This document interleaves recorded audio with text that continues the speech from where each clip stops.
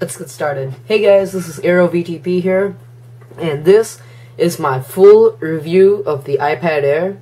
I have the 32 gig with cellular model, and this is space gray. And so this review, I'm going to be doing, of course, the standard. Here's the processor, here's the display, here's what's nice about it. But I'm also going to go into if you are an existing iPad user, because a recent study came out saying that 75% of people who have an iPad Air right now are they already have a different iPad. So I'm going to go over if you have an iPad, which iPad Air model should you upgrade to, or should you even upgrade. And I'll also go over if you're coming from a different ecosystem or Android or something like that. Basically, what is this device like, and should you buy it? So let's get started. So the first thing, and you can see that in their promotional material right here, the first thing you see on the iPad website is the power of lightness. That's basically saying the most important thing, and what Apple's trying to sell to you as this is what makes the iPad Air special, is its body, and how Apple has made everything so much thinner and so much lighter. So I'm going to go over, let me move the box out of the way here. By the way, this is what it looks like. And as you can see, they're kind of highlighting the side to show how thin it is. Let's move that. So I have the green smart cover here. And I'll take that off. We'll talk about this thing later. For now, let's put it off to the side. So this is the iPad Air. And so what I'm going to do is I will basically start from the top. I'll talk about the eyesight camera, and we'll just start moving down. We'll move down the body, talk about the processor's display. Then we'll end with the speakers. So the first thing you'll see here is, let's keep the display off, is everything looks like the iPad mini. And so this has basically been quote-unquote minified. And so the iPad Air, or the larger line, is now following the same design cues as its younger brother. And what this does is it makes the iPad extremely light. And so this is one thing in which I'm going to say there are lots of people who say, yeah, companies say, ooh, this iPad or this device is 50% lighter than the last one. And they say that at every keynote or presentation they do every year. So how believable is it? How much of an effect does it make? I will tell you now that after a couple of days of heavy use over this weekend, this makes a gigantic difference in the way you use your tablet. Especially me, for example. I found myself, something I haven't done with iPads, is I found myself holding it with one hand like that, and then with the other hand just manipulating things with the other hand. And what this does is I'm usually used to holding both devices or having it puckered down with the smart cover. It makes it a lot easier, and it just feels nicer to actually use the device, because it just feels really light. You can hold it for a long time. If you're gaming, for example, it doesn't feel heavy. You can just hold it for a long time. Also, the aluminum on the back, and this is especially for people coming from different tablets and who have never owned a tablet. This aluminum feels really, really nice and high, very premium. This is where, for example, the Galaxy Note 10.1. This is where I'd give the edge to the iPad, because the Note 10.1, I just don't like the new Note's plastic. I've never liked Samsung's plastic, but the new Notes, this phone, the tablet, I've touched their plastic. It just seems really rough and just unpolished. If you already have owned an existing iPad, it's basically the same metal. It feels really nice. And also, this is available in space gray and silver. And so one of the reasons I picked space gray is I personally use this for a lot of media consumption. And if you look at TVs, they're all black on the outside. And that's because when you are actually using the device, when, for example, you have things going on the screen, the black borders become invisible to your eye, and you don't notice them as much, and you look into the content more than with a white border. And another thing I feel is, because I have the cellular model, I hate the way the cellular model white version of the iPad looks. I think the white version looks pretty sleek, but if you look at the cellular part up here, this is plastic. It's completely black on this model, and in all the previous iPads, even the white and black models have had this black plastic. The white version of the iPad mini and the iPads have a white plastic thing up here, and it just looks really cheap and just doesn't look nice. So that's why I personally took the space gray, and of course this is a subjective choice, so it's whatever looks nice to you. So let's start at the top, and the first thing you see here is the iSight camera.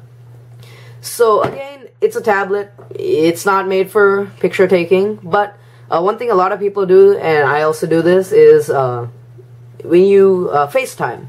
So FaceTime is something that uses the camera a lot, of course. So let's talk about the rear-facing camera. Why is it not? There we go. So the rear-facing camera, let me just kind of get this here, it's okay. It's a tablet camera. In low light conditions, it does very, very poorly. There's a lot of noise, but as you can see here, it's a pretty well-lit room. I'm shooting a video, so I'm trying to get everything well-lit. There's a lot of noise in this picture. And so, I really don't recommend using this as a camera, per se, and just using it to take photos. And for even for FaceTiming, if it's past the evening, it's just not going to look that good. But the front-facing camera on this is phenomenal. The front-facing camera is hands down the greatest front-facing camera I've ever seen on any device. I'd even go as far as saying, I don't understand this, but the front-facing camera looks better than the back-facing camera. If you look, I just flipped the camera around, and the amount of noise and the amount of clarity in this picture is so much nicer than on the back of the camera. So if you look here, you can see like the Q is blurry and things like that.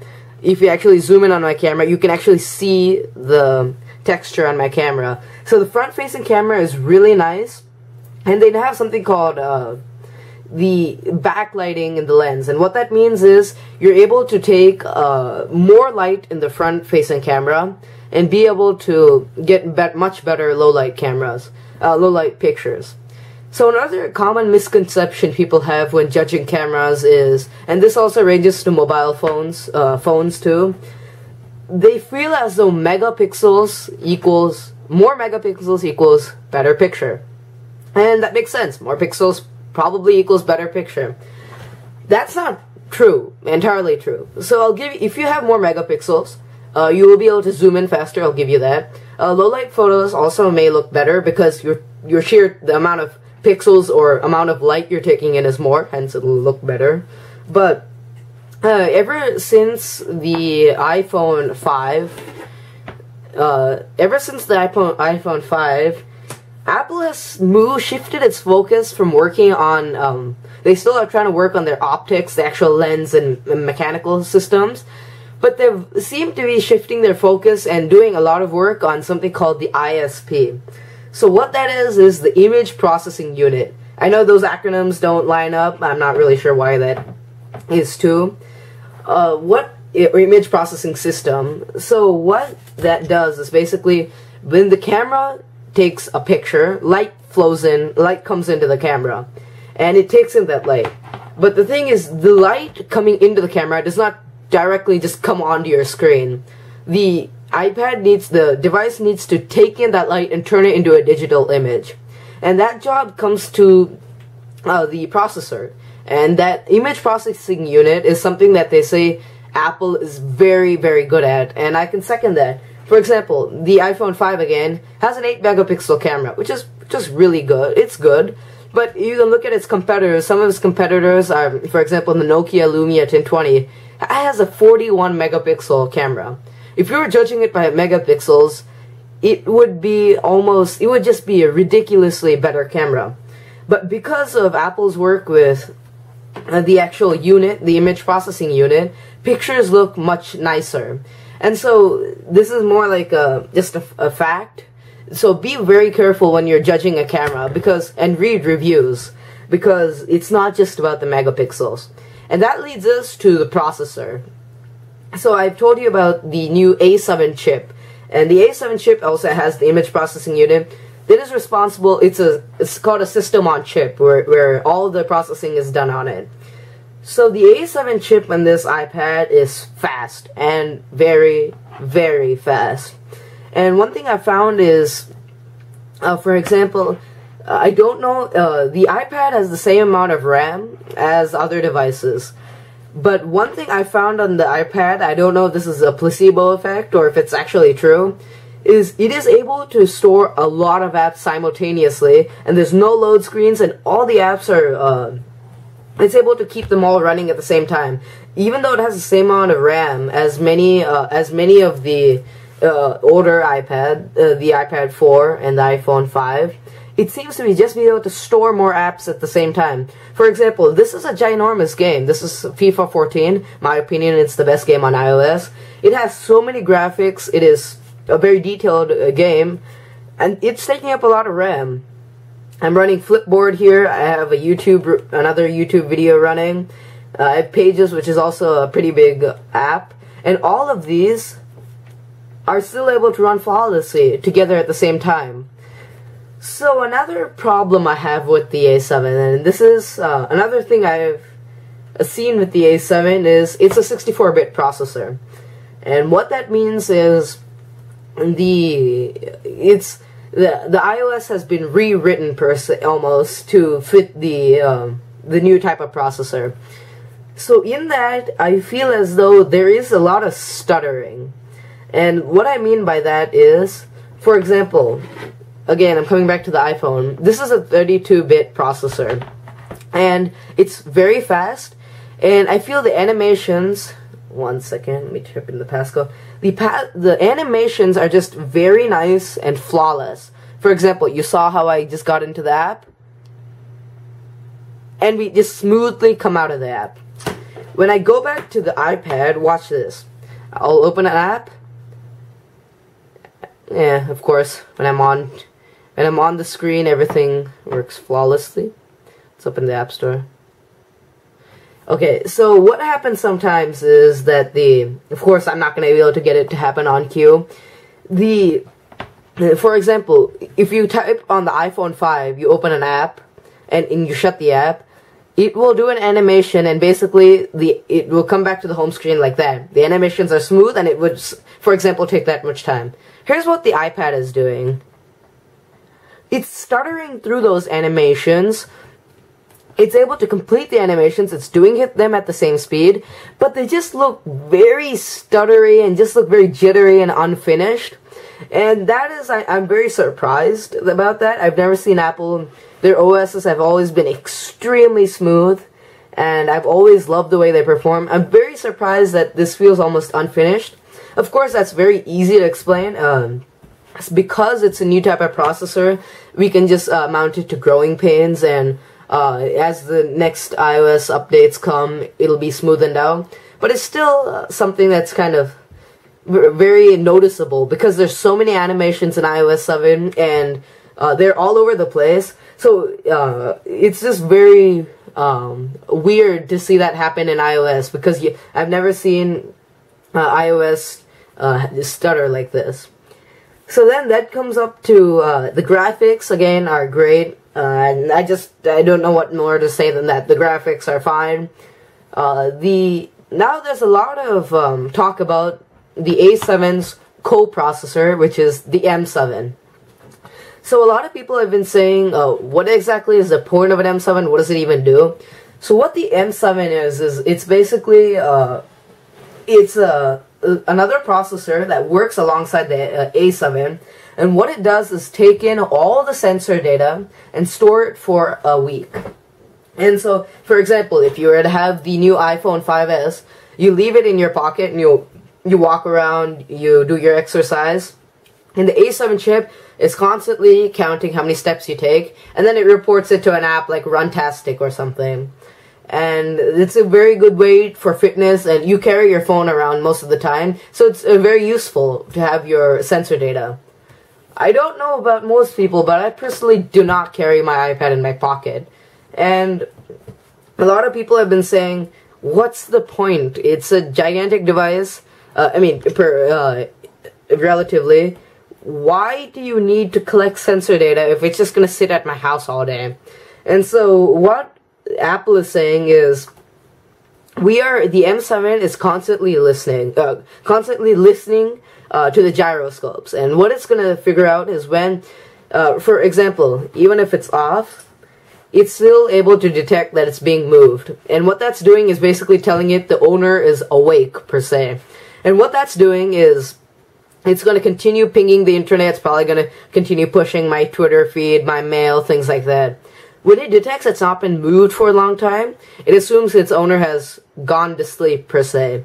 And it reduces the number of times it pings the internet and things like that. And so what I'm excited for now is, I'm not very excited with what they're doing currently, but I'm very excited for the future of the M7 because, for example, if you've heard about the Motorola X phone, to open the camera on that phone, you do this. And so there's a lot of future and contextual processing, which is basically it's always listening or always waiting for input. So I think in iOS 8 or maybe in future updates of iOS 7, we can really see the M7 be put to interesting tasks. So that, let's kind of continue going down the iPad. Let's talk about the display. So this is the Retina display, and it is the same display found on the iPad 3 and the iPad 4. So if you are coming from an iPad 3 and iPad 4, you won't see any difference. It's the exact same display. But the one thing you will notice, and I gave this to another family member of mine, specifically said this, is the display feels larger. The display is not larger. The display is the exact same size it was on previous versions of the iPad, but because of the way the bezels on these two sides have become smaller, the display actually feels larger, and that you feel more immersed in your content. And for example, let's put that on backwards. For example, a lot of people use it for typing or as a laptop in essence. You have this feels much larger. It feels like a much nicer display in terms of size, and you feel like you're able to see more of your content. Another thing is a lot of people hold their iPads this way. So some people have said, I am concerned that I'm basically going to throw my thumbs there, and I'll be triggering all kinds of things. In the 2 or 3, it's I guess 3 days at this point of heavy use, I have never accidentally triggered the display. And that's because of iOS 7 is intelligently able to detect if this and this. It's able to find the difference. And so these bezels make absolutely no problem, and I like it a lot better. It's not much nicer to hold this. If you guys use the split keyboard, either full keyboard and portrait, as you can see, I'm not a football player, but my thumb still reach across the entire thing, which is really nice. And I had versions. Some people had trouble doing that with going previous really how the iPad looks, or compared to the display, but actually low iPad. If you're from an iPad, a Note 2, or an iPad 1 to the display, you are going to adjust the sharp difference in the quality. Now, obviously, the solution is darkness. But it has got the resolution that gotten much higher, but something I feel has gotten different is the a lot colors.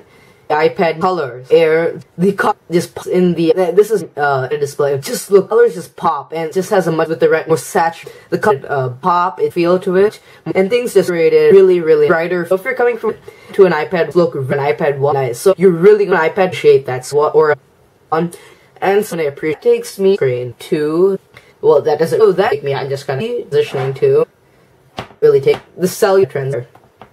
So I have actually, I have only bought the cellular model of this device for only one reason. Cellular. And the only reason I have bought the cellular model is the T-Mobile. What T-Mobile because of this doing is they're offering 200 mobile free days there every month. There's no catch. There's no month. You go to 1 MB and miss, we know your credit card number, hence $220. And hence, it is absolutely no strings attached. And the reason lots of people are, yeah, right, that's what always here. And why do they even why would they actually be incentivized? Why would they even want to do that? And the reason is, T-Mobile is to basically set itself apart from the pack. And one way it's trying to do that is basically by saying, we will give you free data just to build customer loyalty, and it's worked. And for example, working on me, what that allows is for you to get check a couple mails here. Forget about YouTube videos. You're only be able to check a couple mails, check a couple websites, but it's still a really nice buffer to have. And the SIM card is actually free right now on T-Mobile's website. Free as of, what day is today? November 4th. It is free shipping, free SIM card. You just go to T-Mobile.com, order a couple, and stick it in, and you get your free 200 MB of data per month if you sign up. And what that allows is a couple, if you occasionally take your iPad just outside, this works out to be cost effective because I personally, I still own an iPad 1, I own, I own an iPad 2 also. I basically look at it as, I'm gonna own this device till the iPad 8 comes out, or 3 years in the future, let's say. I'm paying $130 premium for the cellular, so what I'm saying is I basically am dividing that 3 months by 130 and saying, and I came out to, I'm just spending a couple dollars a month for 200 MB of data. It seems like a pretty nice deal. And so I personally recommend you buy the cellular. I really do not recommend buying any of AT&T or Verizon. I don't recommend going into their plans. Also, if you walk into Best Buy and they say, here's a Verizon model, here's a AT&T model, and you don't find a T-Mobile model, don't worry, just pick up any of the carrier's models. What basically happens is it comes with a SIM card from the carrier that you see on your box and what the Best Buy guy or wherever the guy will give you, and a model with the SIM card in the box. If you do not buy a T-Mobile version, that's fine, just go buy a SIM card. It's free right now again. And you can install it yourself, so don't feel as though it's locked to one carrier and you have to go find the T-Mobile model. So while we're talking about what model to buy of the iPad 5, or Air, sorry, I have bought the 32 gig model. So this is the first iOS device I've owned that I've ever bought anything apart from 16 gigs. And the reason I did that this time was, I've been reading a lot about future-proofing. And so you hear about the newest games, the newest apps. Everything is becoming high definition, retina quality, everything is getting much larger, our content, everything. And so to future-proof yourself, it is a wise idea to buy 32 gigs, and I'll tell you why. The OS updates, iOS 8, iOS 9, they're just going to get larger. And what that means is, you want to have more storage than 16 gigs to be able to have some of the larger apps, some of the larger games, and to be able to install the newest OSs without having to crunch or look at, oh, do I need to delete this app? I've used multiple iPads with 16 gigs, and what was happening was I have PhotoStream turned on, so all the photos I take with my iPhone are already on here. You can knock off a couple of gigs of space just right there. The newer the OS is, the better the graphics, the cooler the animations. Knock off a couple more gigs right there. You are now sitting with just a couple gigs left. Then install one game, FIFA, let's say. There, you just lost a gig, more than a gig. Then you're just left with a couple gigs to have documents if you use this as your primary computer. And you're just always going to be, this is a first world problem, of course, but you'll always have to keep backing up and then deleting all the files left, and backing up and then deleting more files. I don't know how many times I installed and deleted pages on my other iPads. So for future-proofing, I recommend 32 gigs. Of course, if you just want the base model, just want the iPad experience, go for the 16 gig model, although be aware that you're gonna run into storage issues. And of course, if you want the 64 or 128 gig models, you know who you are. And you are mainly the power users who use this much more as almost your primary PC or Mac replacement. So, continuing to move down, let's talk about a little tiny issue I have with this. And this is just me. I seem to have a lot of fingerprints on my Apple logo. I've done everything. I've thrown cloths at it, different microfiber cleaners. I've put cleaners. I've put water. I just can't get those off. Tell me if you already own the iPad Air. Are you having issues with that Apple logo, or is that just me? So continuing down, let's talk about this right here. And these are the new, what they're called. They are called stereo speakers. Let me make something clear right now. So what stereo speakers basically means is you feel the speakers and the sound is around you, hence you feel immersed in the content. So you are here, and for example, you have two speakers here and here. So when a car drives by, this speaker turns on, then that speaker turns on. So you feel the car basically drive past you. And that's basically that's what stereo speakers are. Let's make something very clear here. This is not stereo speakers. The only way this could be considered stereo speakers is if you are sitting right on that lightning port, because then you have speakers on either side. When most people are using their iPad to watch a movie, like watch a YouTube, you watch a Netflix, anything, usually the iPad looks something like this. In this position, well, I guess you would generally have the smart cover off, that may help. Usually, if you're holding it like this, the sound is going to come out this way. There are no speakers on this side. Hence, this is not stereo.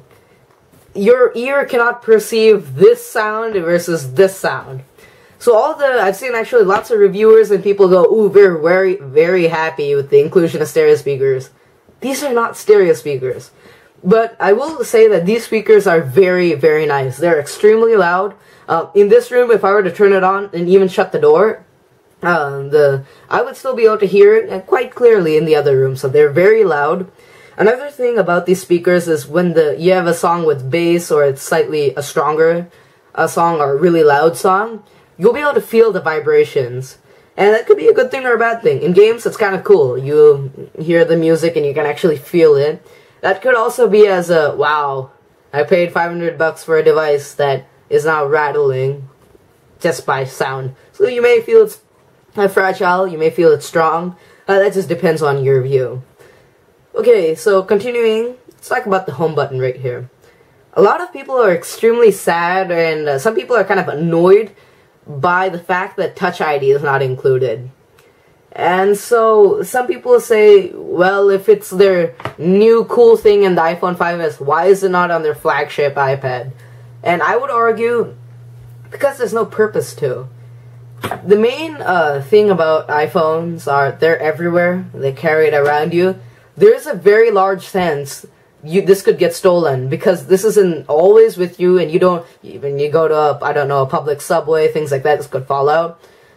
Security is very important, and because there's a lot of information about you and other people. Your mails, you have all their addresses stored on here, so it's actually quite wise to have a passcode set up. So Touch ID makes that very fast. You just put your finger there, done, you're in. And there's no slide to unlock, you just kind of touch your finger there, boom, you're in. That makes it very convenient. Personally, for me, my iPad never leaves the house. It occasionally leaves the house. And so I have no need for a passcode, because if someone's at the point where they're in my house, protecting the iPad is the last thing on my importance list. Also, a smart cover. There's no need for slide to unlock. So it's just really convenient and nice, and I don't miss that at all. And the home button's still nice and concave. It's really tactile. And I just see no need for Touch ID. I'm not someone who feels extremely sad about the loss of that. So now that I've said a lot of good things about the iPad, let's now talk about something that's annoyed me with all Apple products. When you buy a white iPhone, you get a white lightning cable. That's because it matches, it looks very nice, it's sleek, it's white on white. When you buy a black device, any black Apple device, you get a white cable. They say Apple has a clinical problem almost with attention to detail. How difficult is it to just make a black cable? to match your iPad. I just don't understand that. Is that a tiny thing? Yes. Am I nitpicking just because I've said a lot of things about the iPad and I need to nitpick? Yes. But still, it's just kind of annoying. I just never got why they've done that for a long time. Anyway, let's move on to the smart cover. So for a lot of you people, viewers who have owned or do own the iPad mini, the smart cover is exactly what you have in your hands, slightly larger. So for people who've had the iPad 2, 3, and 4, the only difference between this smart cover, well, there are a couple of differences, is the side that connects to the actual device here is an extension. It's still fabric, rather than the metal found on different models on the iPad 4 smart cover and things like that. Also, this has 3 panels as opposed to 4 panels. So what you would think is that the older 4 panel models would be nicer. Why? Because when you fold it over, it just sounds as though it would be sturdier. That's actually not the case. What I've found is that in all of my use, this has never fallen over. I don't understand it. It's counterintuitive, but this is actually extremely strong just with the magnet. And so, the smart cover can be used in a couple positions. It can be in what I call typing mode, which is what it was like in the start of this video, which is like this. And this is also this is leaning farther back than previous models. For example, the iPad 3 smart cover and iPad 4 smart cover did not lean a bit ahead. I call this, wow. Okay, that's the proper way to do it. This is what I call media consumption view. It's just slightly angled toward you. And then for gaming, you can just slide it under, and it becomes extremely thin, just like the iPad. So, the reason I chose green is, black just kind of looks boring. Yellow just looks very weird on the iPad. I never actually liked red. And I've already owned a blue smart cover, so I went with green. And I don't understand the whole smart case thing. You have such an amazing device. It is so thin. The aluminum feels so nice. Why would you cover this up? And that also brings me to, you spend $499. I personally spend $825 at Best Buy with all taxes put together for this model. That's a lot of money. It's a premium device, and you're paying a premium price for it. Why should you go to Sam's Club and pay $30 for a case that is this thick and just totally massacres all the thinness and the sleekness that's put on that the iPad does? But there are some people, they have valid points. For example, people say, well, I wanted an external keyboard. Well, that makes sense. A keyboard integrated into a case. I personally use the Apple Bluetooth keyboard. I really like it. It's external. Logitech makes some actually nice thin cases, which also have a keyboard. But there are also some people who say, well, I want the protection. I take this around everywhere, and I understand that. Some people are just accident prone. I am too, except not with tablets because I'm mostly at home with them. But I can see that. But if you're just throwing on a case because you can, it's just really nice. It's really nice thin form, and it's just don't mess it up with a cover. That's my take on it. So now we've gone over many of the key aspects of this device. We've talked about the display, the processor, the cameras, the lack of Touch ID, the speakers. We need to talk about who should buy this, who I think should buy this, and is it worth the upgrade and the cash. So let's start with iPad 1 users. So the iPad 1, I have owned the iPad 1. It's a nice device. At this point, I don't really like, at this point, iOS 5, it's getting more and more bug-ridden. More bugs are showing themselves every day. For example, just the other day, one of my family members was checking their mail. They tapped the inbox, and they tapped a mail in their inbox, and the mail deleted. They tapped another mail, and the mail deleted. And no matter what we've done, short of restoring the iPad, that hasn't gone away, and then it came back. The iOS 5 on the iPad 1 is getting bad, and it's getting laggy. I highly recommend upgrade. Even if you're a regular user, I highly recommend upgrade because you will enjoy so many other things. For example, iOS 7, the Retina display, how thin everything's got. From an iPad 1 to an iPad 5 is a phenomenal upgrade, and you'll love it. And especially for power users, if the iPad 1 is your primary computer, you definitely need to upgrade. This will be a major rehaul of how you work and everything. If you're an iPad 2 user, and this is when things get slightly more difficult. The iPad 2 user, the regular user, you still get access to iOS 7. The display is not as good. The display is it was the last iPad display before it went to Retina quality. So the iPad 2 users, a lot of regular users will see a significant increase in speed and general how fast everything is, how snappy everything is. They'll also they'll see a major difference in the screen. So it's up to you. I still recommend an upgrade if you're a regular user, and I also highly recommend upgrade for a power user. If this is your main PC, you'll also enjoy the speed a lot more if this is what you use for your main device. But if you have an iPad 2, bottom line, if you're noticing the display, go to the Apple Store, go to the Best Buy, look at the display. If it really feels, the display, in my opinion, is the major upgrade right there. If you feel as though you're spending a lot of time taking in content, you'll definitely enjoy the new iPad. If you are an iPad 3 user, this is where things get slightly more difficult. An iPad 3 has a Retina display. The iPad 3, is it as thin as this? Is it as light as this? No. Is it still a light and thin device? Absolutely. The iPad 3 is, it has an A5X processor, and that is having trouble pushing around iOS 7. It's getting older. And so, a lot of people would say, a lot of regular users will say, well, in the morning, I tap CNN.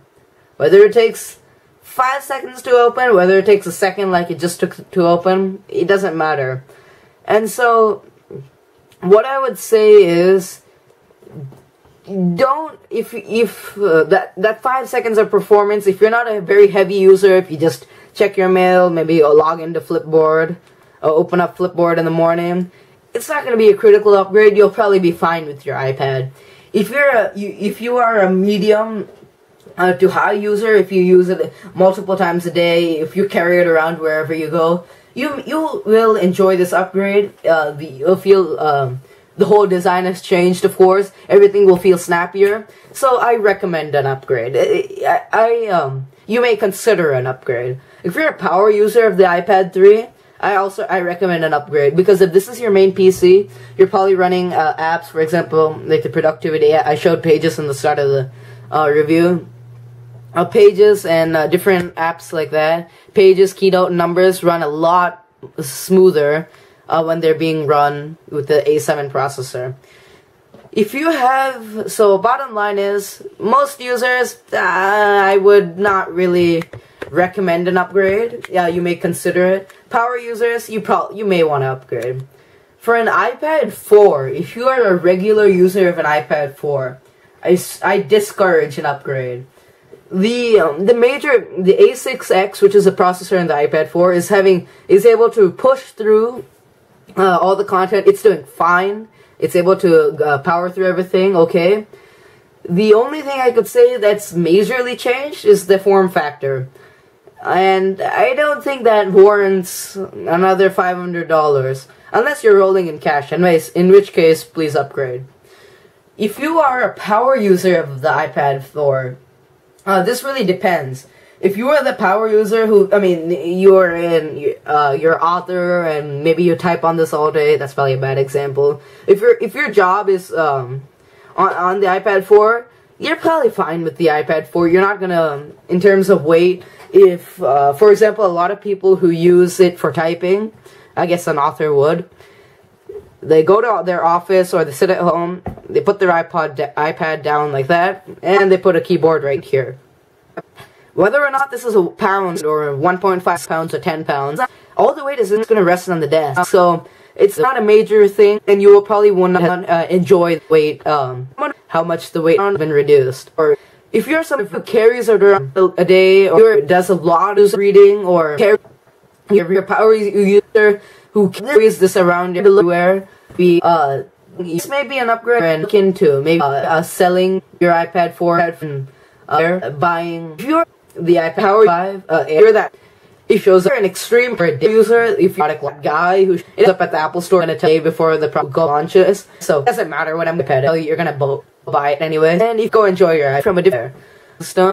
If you are coming in different ecosystems, if you're gonna come the iPad line, I recommend you may iPad Air, because if I buy maybe get 100 feel as the if iPad to like $100 off, just to take that dollars, you're gonna you're looking temporary thing forward.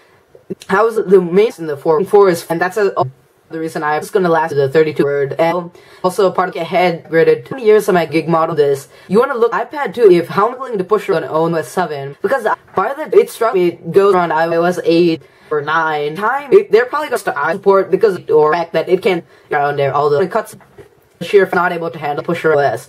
The iPad Air is just to outlive that for a couple more years. So I recommend if you're entering the ecosystem, go with the iPad Air.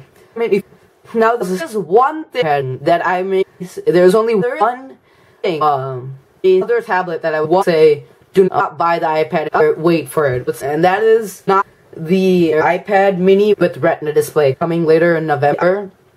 And what that is everything and anything I've talked about, is everything and anything inside this package.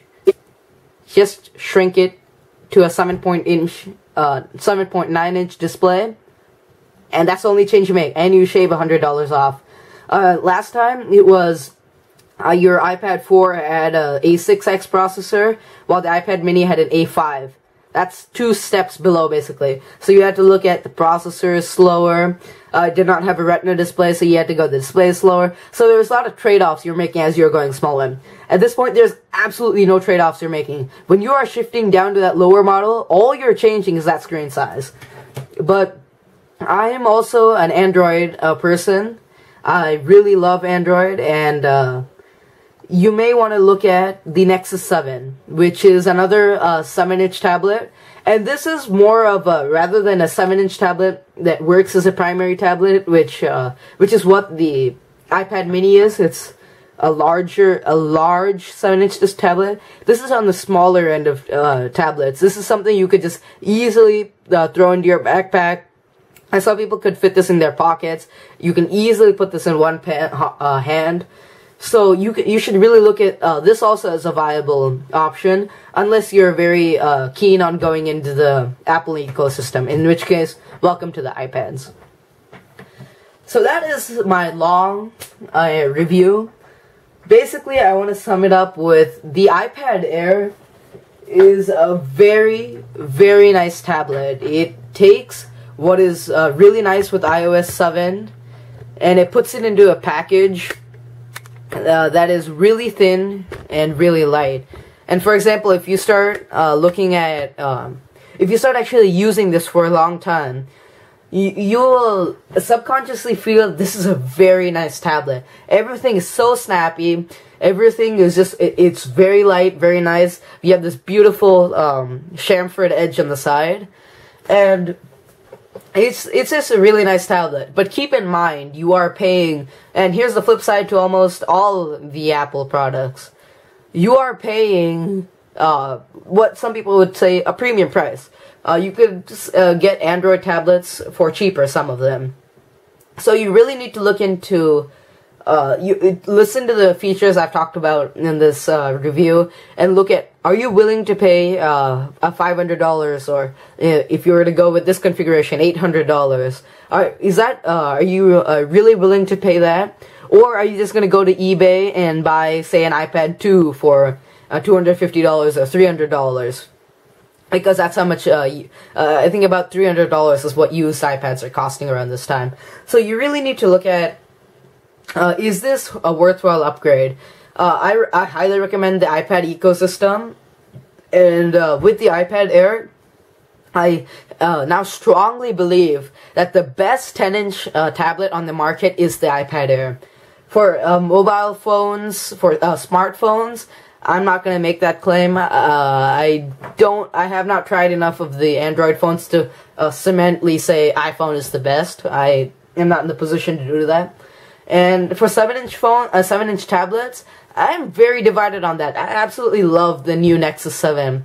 So I'm gonna also put gray area. But me personally, I may actually give preference to that Nexus 7 because it's so light and it also gives you some perks of the Android ecosystem. But Android versus iOS is its own debate. I'm not gonna get into that. But let me just tell you that I'm extremely happy with the new iPad. I got it on launch day, and I think it's a very, very nice tablet. And if you buy it, you will definitely enjoy it. Am I going to say you may enjoy it much more than the iPad 2? I think most people will. Some people just couldn't care less. For some of the features, the Retina display, they just use it lightly, so you may not find some of these features very important. But there are a lot of people who absolutely love this Retina display, who love that blazing fast performance, and you will definitely absolutely love this product. So overall, that's my review. If you have any questions, put it in the comment section below. Remember to subscribe, and I hope to talk about more devices, and I'll be doing a review in about a month on what is the iPad Air like, and have my opinions changed. So make sure to hit the like button below and hit the subscribe button, and thank you for, if you're at this point, you've been watching for a long time, so thank you, and have a nice day.